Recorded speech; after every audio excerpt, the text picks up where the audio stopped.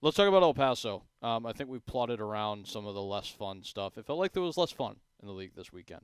That is not the case with El Paso Locomotive, and therefore Never. we go to the tactics board. So, gentlemen, 3-2 is the final score. El Paso takes this over Las Vegas Lights. They have scored multiple goals in all four of their games to start the year and are unbeaten to start the season, having won all of their games. This is also coming in course with the fact that they have demolished their two opponents in the Open Cup. They just look like the best attacking team in the league. Like, this is what Loudon were doing last year on steroids and feels a little bit more sustainable because of its variability. But I want to focus on how they set up the first 10 minutes of this game and then the goal that they were able to manufacture 7 minutes in. We'll talk about the others because I actually think they demonstrate how much variety what Junior is bringing in the technical area has already been achieved. But in regard to how they set this up, we saw so often, and off the screen here, you can see Amando Moreno is all the way touch wide, and I might be able to bring that into closer focus there. So you see Amando Moreno is all the way out at the far side of the field, as far divorced as he can be from this build-up stricture, which is, and I use stricture in the sense because of how condensed it is. The structure is one that features stricture in this case.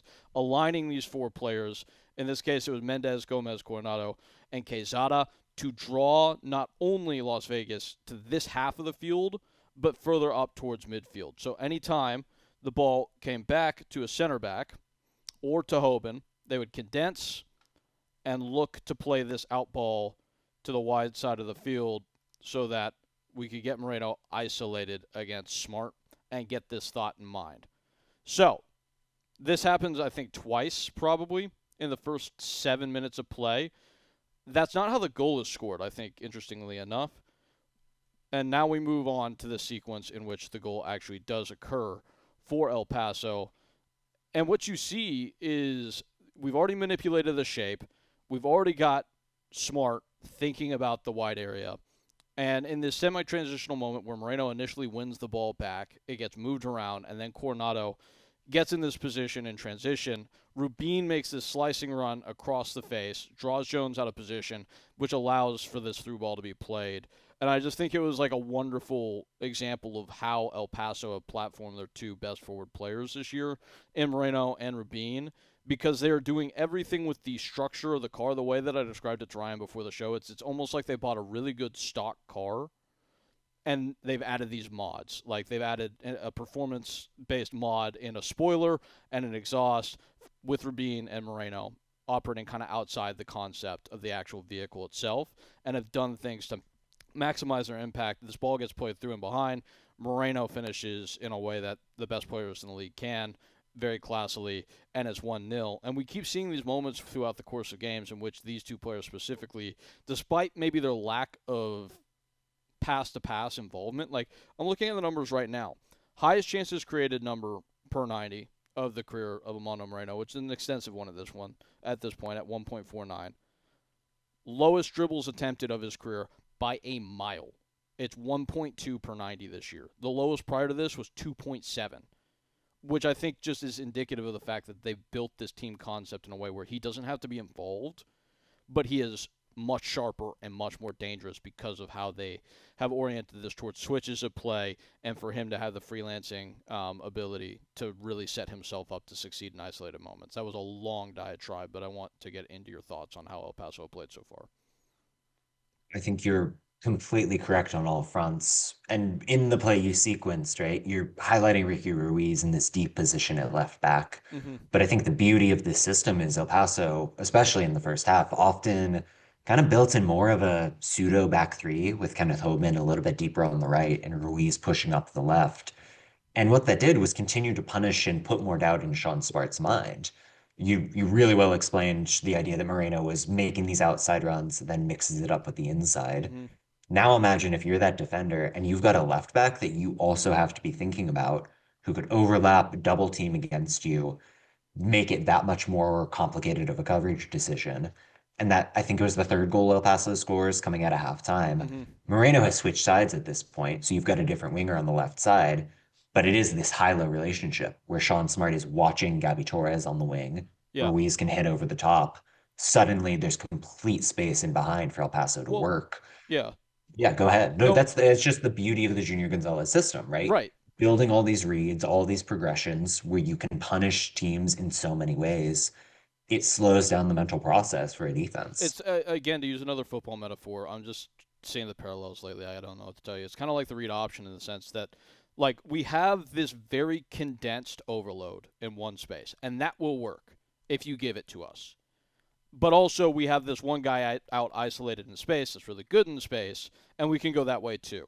And that will work for us based on what the defense is giving. If they're overcommitting to the side and trying to negate the overload, we'll switch the play. Amano Moreno's good enough that he can beat anybody in the league one on one.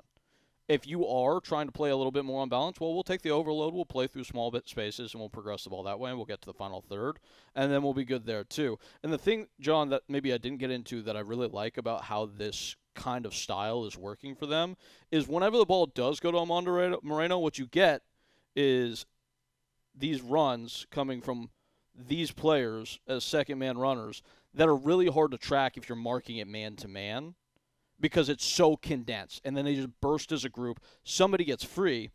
And then if you don't win the first ball, there's this guy named Rubio Rabin who's just kind of about and is going to pick up the pieces to score the second goal, which he's done a bunch of times already this year. It's just everything is harmonizing so well in this very free form of play for El Paso, and that's why they've been unstoppable so far this year. All the ideas complement one another. How could you not comp that, Peyton, in your infinite, comps here in this segment to four verts? Like, what are we doing? Yeah, Why true. didn't we bring up? Why didn't we mention four verts there? That's poor form.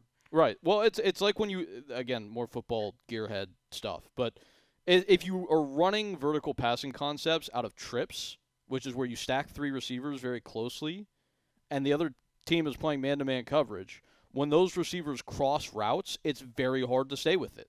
And that's the case with these man-to-man marking schemes that we're seeing here. That's the case with the Ruiz action, with the midfield action. It's constantly a part of the game for El Paso. Mm-hmm. Yeah, 100%. And Ryan, I know you and John both want to talk about how different the other two goals that were scored in this game were. First, can I get a blue 42 set hut from you or something No, like that? you're not going to Oh. get a cadence from me. I was a center, and I was a bad one, and it was middle school. Even not even a Jackson Dart, like just clap the hands cadence. Dude, I had to wear a shooting sleeve on my right arm as a center because we ran wing T, so we ran a lot of 4 and 6 trap, and I didn't know left from right. So 4 is left, 6 is right, and I had to have a shooting sleeve so that I could know which way we were running the play. John, which goal do you want? Do you want the second goal or the third goal? I'm gonna talk through the third a little bit, so you Okay. take it with the second.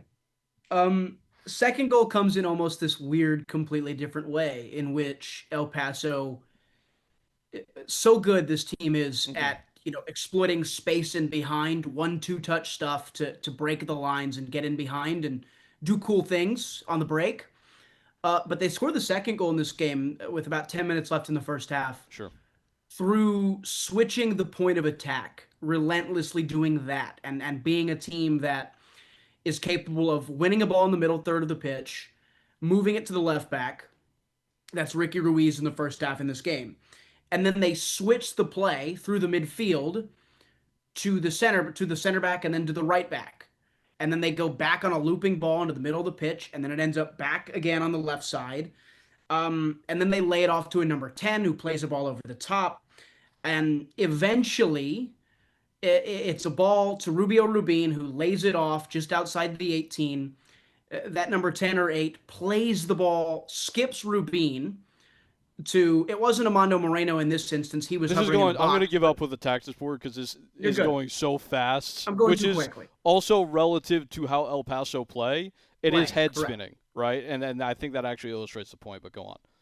Ball into the edge of the 18 for Rubio Rubin. Rubio Mm-hmm. Rubin lays it off for a support player underneath who plays a pass towards the byline for an overlapping player on the right side. Now he receives it at the end line, picks his head up, first time ball. Rubio Rubin, who had gotten the ball to lay it off to start this attack in the area. Bang, he's in the same spot, ready to have a shot. It's saved by Jared Mazzola. Good point blank save. Rubio Rubin, in all his relentlessness and his effort, follows it up, scores the goal. and has the second from a team that is typically, and we praise for being great on the break, great running at you, tough to defend in transition. They flash a couple of times over the course of the season, and for the first time, really, in my mind, against a similar level USL championship opponent, the ability to have a 15, 16 pass sequence all in the attacking third, Mm-hmm. moving from left to right again just to score another goal. And that gave them the lead. It ended up being the game winning goal. Or it was not the game winning goal, but it was the goal that, forced Las Vegas to change its style a little bit, which John led to the third goal, which was classic El Paso under this new formula for me. Yeah. Yeah, no, like, and the third goal is a good point, too, because it literally is a 22-23 pass move by my count, in which every single player touched the ball. And yes, it was poorly defended by Las Vegas on a couple of counts, 100%. But in regard to the teams that can create team goals like that, like it was said on the broadcast, it's just such a high degree of connectivity at this point in time with the relationships on the field. And when you look at this El Paso team, new manager, new ideas, but a lot of the same core brought back with a couple of class additions in the form of Rubin and Mendez. But there is a lot of the interpersonal relationism that Cabrera laid into this group that's been built upon and maximized by Junior. 100%. And you add that layer of freedom that you were talking about with the freedom that Moreno and Rabin bring to the table. It's letting the dog off the leash a little bit for a Wilmer Cabrera side that was so structured almost to a fault that it limited what the upside could be. Yeah.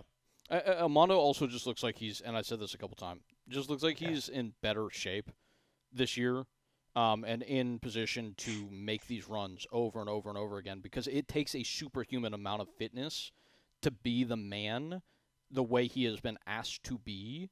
And to do that this year in a way that is more so about him running and running and running and running without getting the ball requires a higher degree of fitness, which I think we are seeing on display.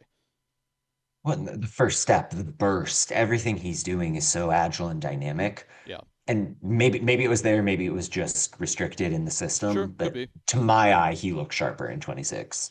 I think to Nicholas Murray, another point in the chat, like Armando's always better when he plays off a really talented number nine, like most players are, sure. But like his best year in 23 was when Greg Hurst was really good for New Mexico. Murray went back into the Wayback Machine and got a Tom Barlow mention in the chat, which just, is awesome. I Known love me some striker. Tom Barlow. I used to sign him every year on FIFA. Cause yeah. PSG Tom Um, Barlow. exactly, bro. Um, so like you have an Amando Moreno that's great playing off a focal pointy number nine. He's got 4 goals in 4 appearances.